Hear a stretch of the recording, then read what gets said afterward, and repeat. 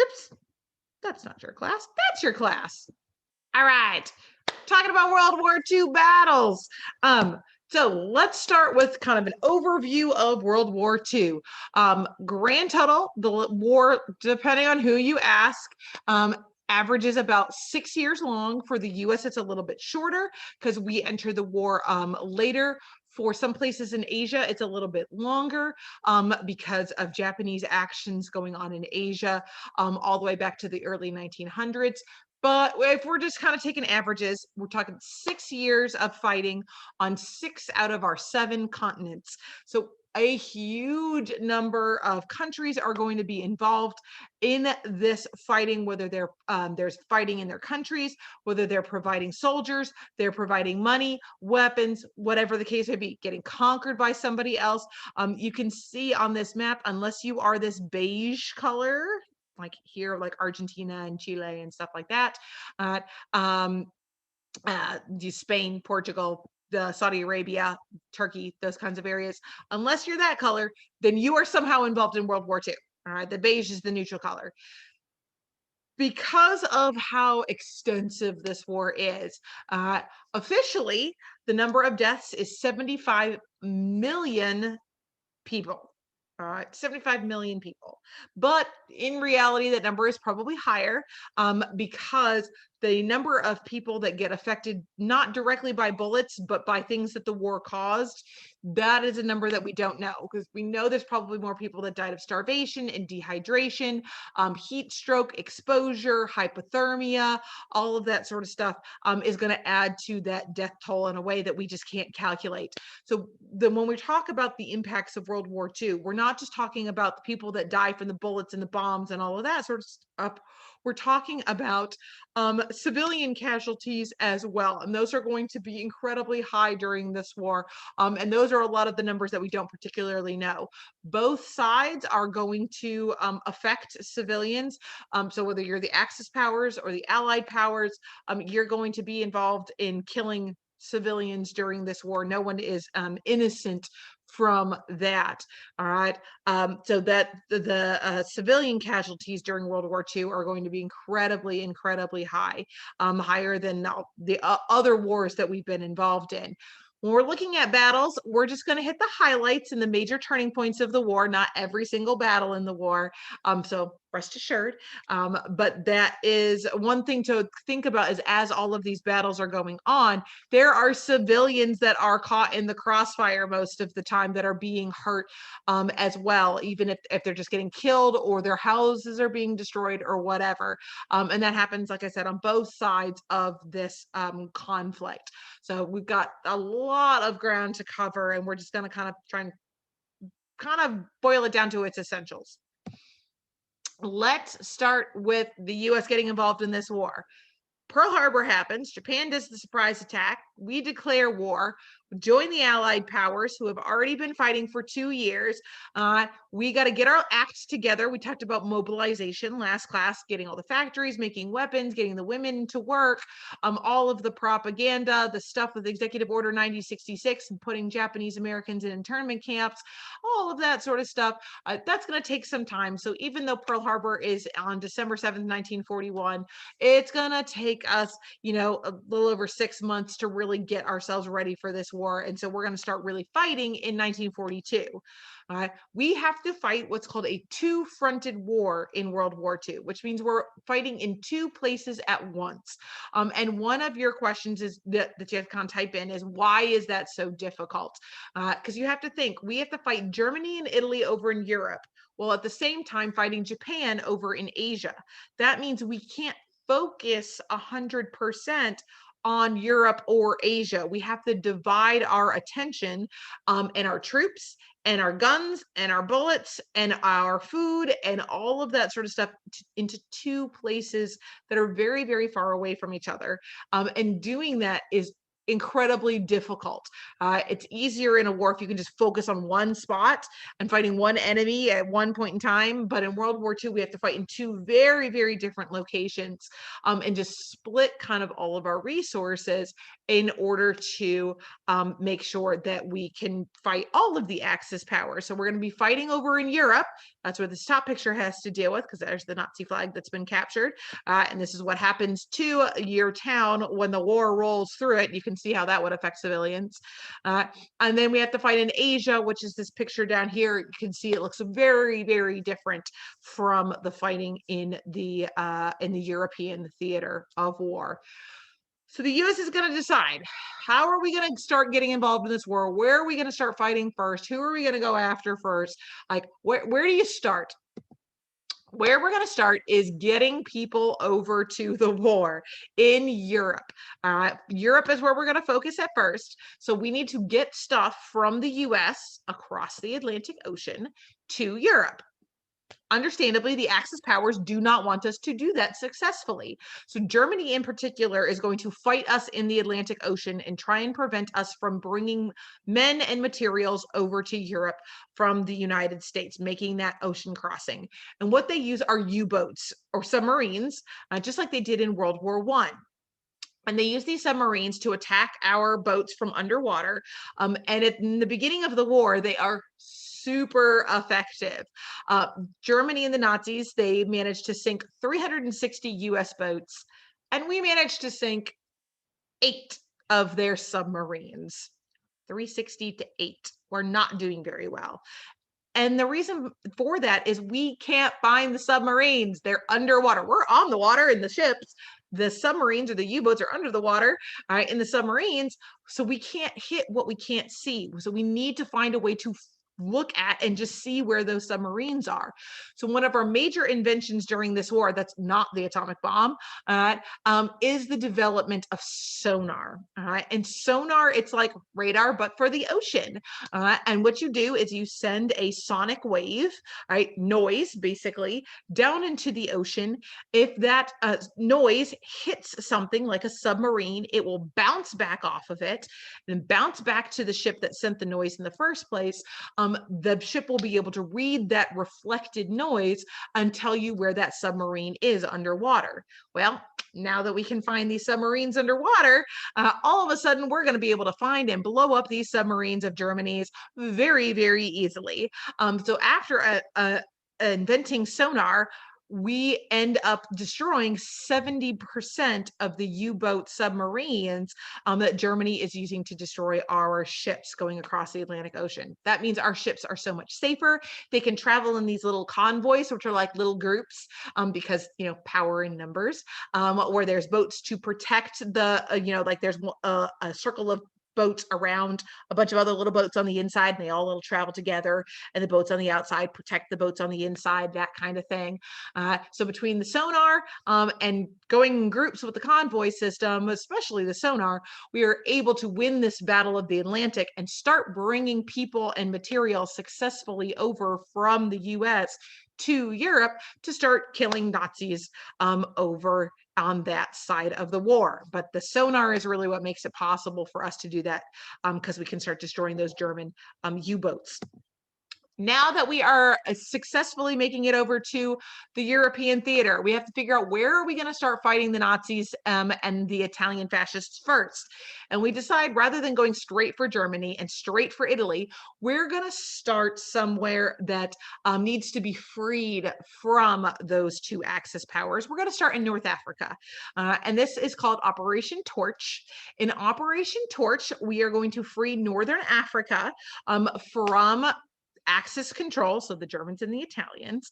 And the way that we do that is we have to land in Africa. So we're going to be on boats, right? Taking the boats over the ocean, the Atlantic Ocean, and we're going to land on the beaches of North Africa and start freeing North Africa from Nazi control and fascist Italian control. When you land on a beach, you're in a boat, on the water, and then you land on a beach, the land. We call that an amphibious assault. And those are attacks, like a style of attack we're going to do a lot in World War II. So Operation Torch is really us practicing that landing on beaches, those amphibious assaults over and over and over again so that we're really comfortable doing them for the rest of the war. And considering how much we're going to have to do them against both the Nazis, Italians, and the Japanese over in Asia, we really need to practice this amphibious landing and these amphibious attacks landing on these beaches a lot. And that's what we use Operation Torch for. I think amphibious like frogs, right? Frogs can live both in the water and on the land because they're amphibians. Well, then amphibious attacks are from the water onto the land. That's where the name comes from. So we're going to free North Africa, all right, from the Germans and Italians. So hooray. Now we're really good at doing those amphibious attacks and attacking those beaches. So where do we go next? I just love this picture of a tank and then a camel. Like, there you go, fighting in North Africa. It doesn't get much clearer than that, I don't think. So we defeat the Germans and the Italians in North Africa. So let's go after one of the Axis powers next. Where we're going to go first is Italy, because they are kind of seen as the weak link of the Axis powers. Between Germany, Japan, and Italy, Italy seems the weakest. So we're going to go after them first. Plus, they're the closest to North Africa, which we just freed from the Nazis and the Italians. So, yay. So we're going to hop from North Africa to Italy, the boot, right? Travel up the boot and free conquer the Italians. We do a lot of door-to-door fighting when we take over Italy. So it's a new style of fighting that we need to get used to because we're going to use it a lot. So rather than practicing, we use our practice of the amphibious landings to get there, land on the beaches of Italy, and then travel up. And then we fight door-to-door in order to take over all of Italy. So we kind of learn how to do that. Italy is the first Axis power to fall. Mussolini, their dictator, is captured and then kind of tortured and killed. He kind of gets captured by his own people rebelling against him. And so literally they string him up, you can see in this picture here, in the middle of a town square and kind of just tear him to pieces. So that's the end of Mussolini as the dictator of Italy. Hitler, his ally, who in Germany, just a little ways north, is watching all this happen. And Hitler's like, whoa, okay, so if I lose, then I'm going to die in a completely horrific way. Plus, he now has to go and fight this war on his own in Europe because he's allies with Japan, but Japan can give him a lot of help because Japan's all the way over in Asia, right? So Hitler's like, now I know the consequences of losing and what will happen to me as a dictator if I get captured, and I don't want that to happen. So, well, I need to figure out how to fight this war in Europe all by myself.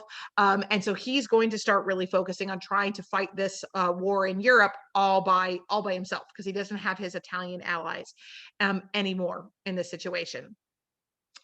But that's good for us. We like it when Hitler doesn't have allies.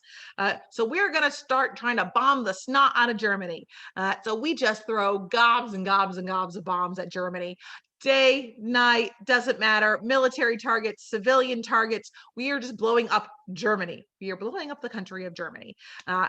This does cause problems in terms of we are killing lots of civilians, like lots of them, because we're doing something called scatter bombing, where you literally just throw a bunch of bombs down and then just watch them destroy stuff. And you're not really worried about aiming so much in this, because the idea is if we just destroy everything in Germany, then Germany will not be able to fight anymore. So military targets are certainly targeted,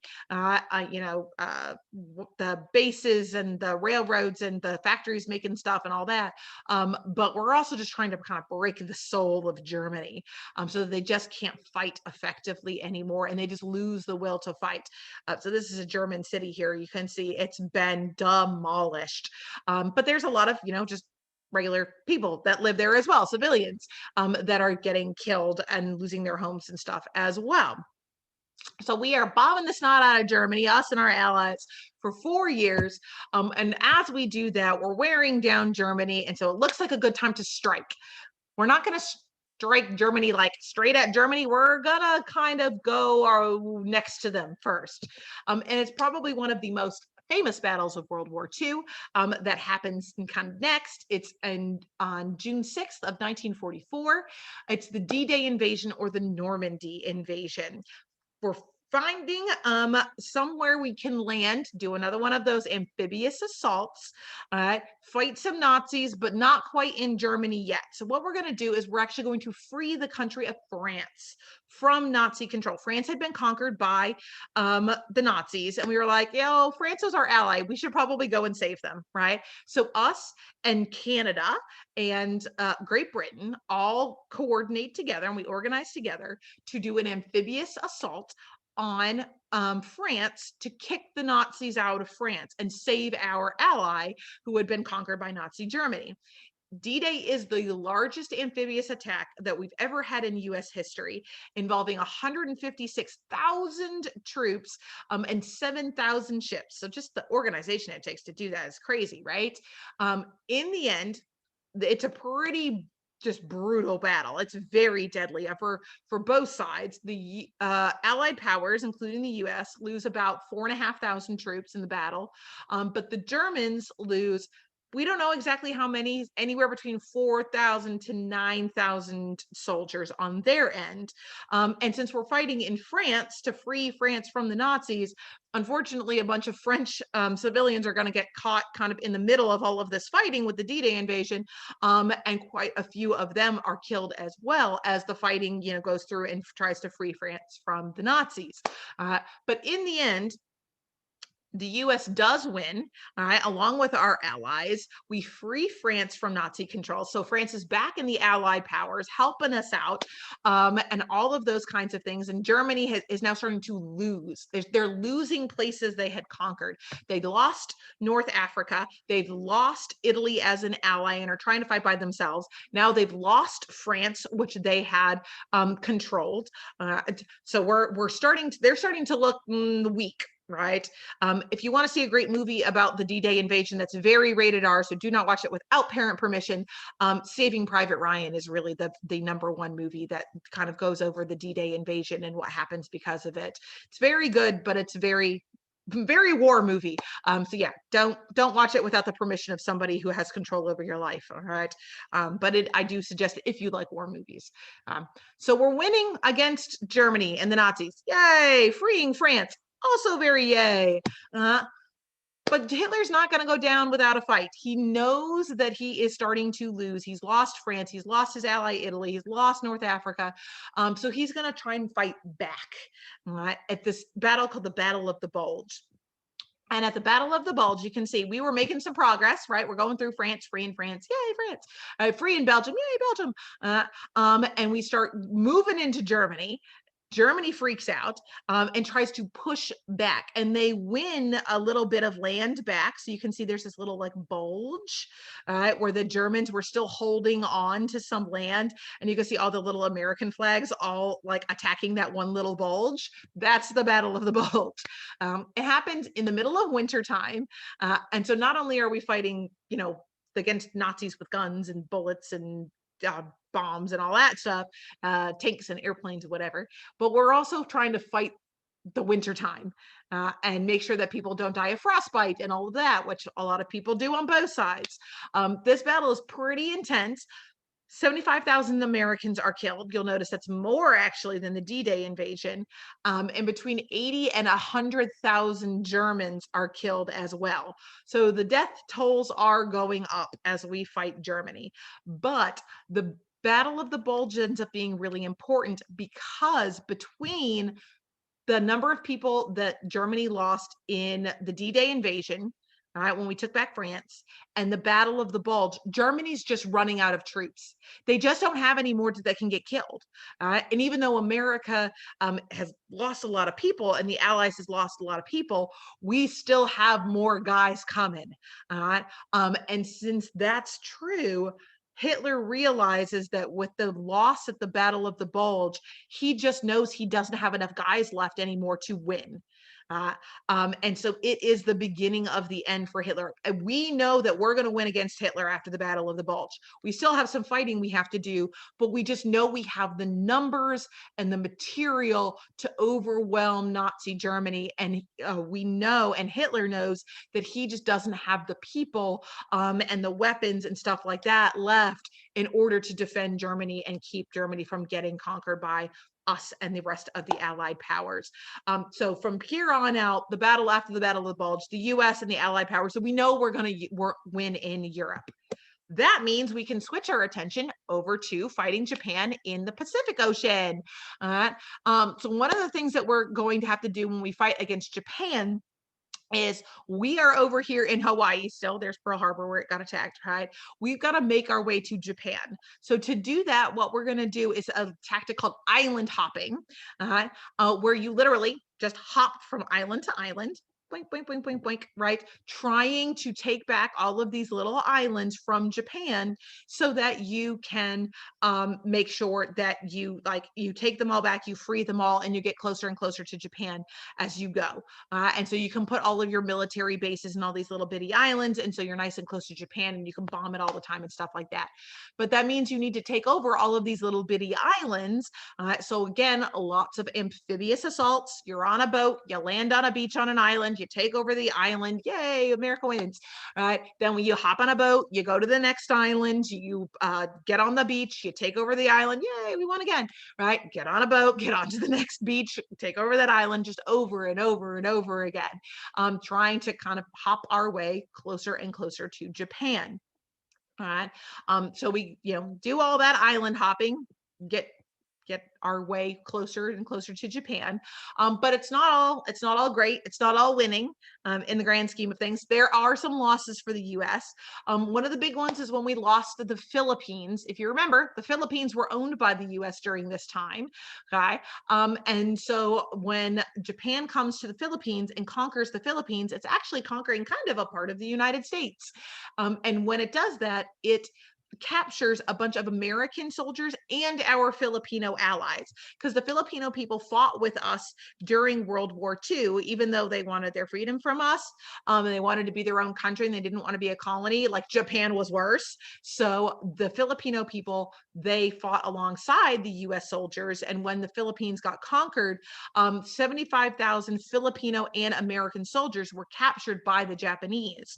And they had to go on this thing called the Bataan Death March, which was 5 days of straight marching, 65 miles to a prisoner of war camp where our soldiers and the Filipino soldiers were starved and beaten, and anyone who tried to help them, any of the Filipino people that tried to help them, were killed. You weren't given any water. Like literally, there was a tank that went behind the troops that were walking, and if you fell down, if you were hurt, if you slowed down too much, the tank would just run over you and kill you, thus motivating other people to keep going faster.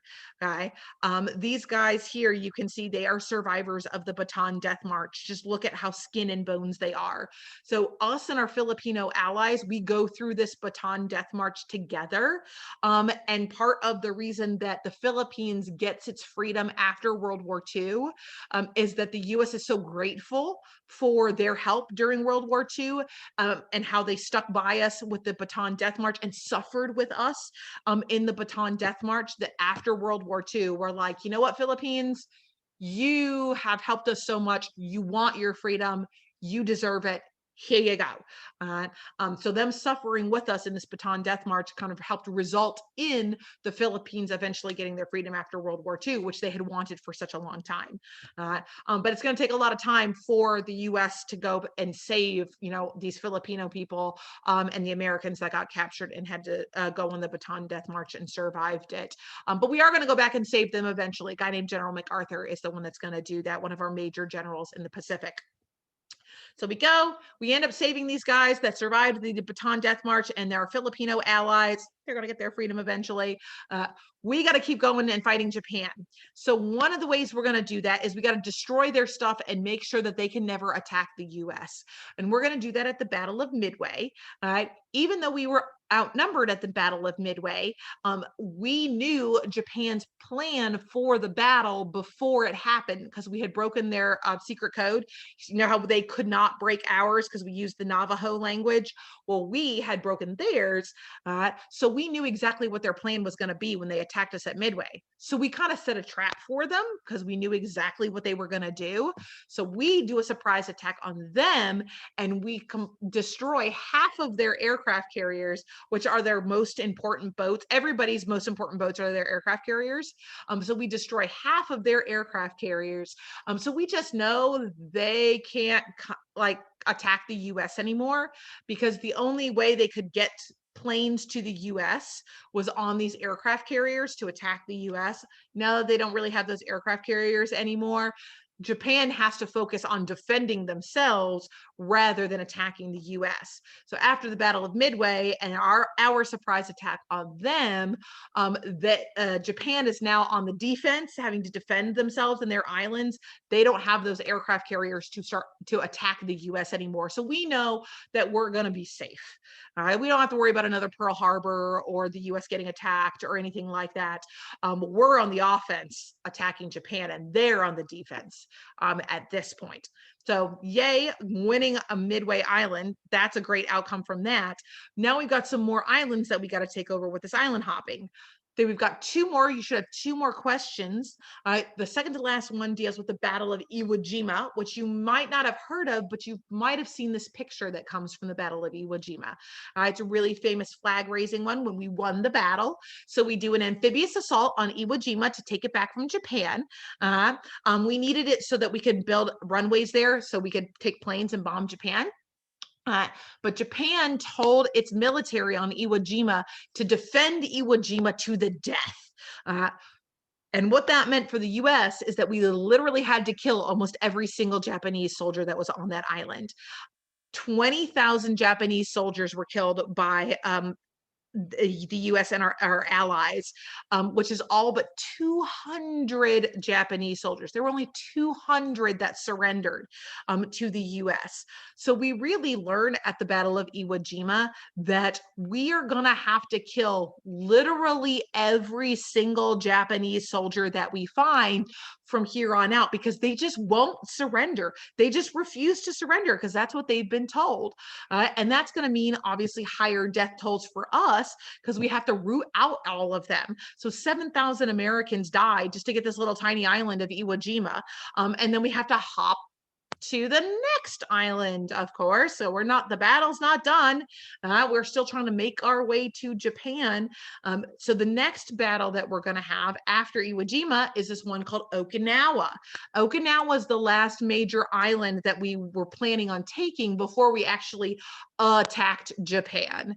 So the fighting gets even worse. So if 7,000 Americans died for Iwo Jima, 12,000 Americans die in order to take Okinawa, plus 70,000 more Japanese soldiers are killed, right? To the death. They're fighting to the death. We've got like suicide attacks, all of those sorts of things that happen. Kamikazes, if you've heard of those before, those when they take the planes and they ram them into the boats, all of those sorts of things. Like the Japanese just won't surrender, and they're going to take as many Americans with them as they can. Plus, there's a bunch of native Okinawans, kind of like how in Hawaii there's native Hawaiians. Well, in Okinawa, there's native Okinawans that have been conquered by the Japanese. They get caught in the crossfire of this giant battle in Okinawa, and we don't even know how many of them died. At least 100,000, we think, possibly more. And so we just see that the closer we get to Japan, like the Japan mainland, the worse the fighting gets. The more Americans are getting killed, the more Japanese that are getting killed, and the more civilians that are getting killed. So the US government starts thinking, is there a way where we can avoid having to invade the Japanese mainland, like Japan itself? Because if we invade Japan itself, things are just going to get even more worse, in terms of fighting and the death toll. So is there a way to avoid that? And a lot of you all know the US is going to find a way in order to avoid actually sending troops to conquer Japan and going through all of that death and carnage. But it's because of battles like Okinawa and Iwo Jima that we really decide we need to find a way that doesn't involve invading Japan itself, because the death toll is just, it's gonna be too high. And that's what we really learned from that, from those battles. That is the end of the notes. After this, we'll get to, we're not at the end, right?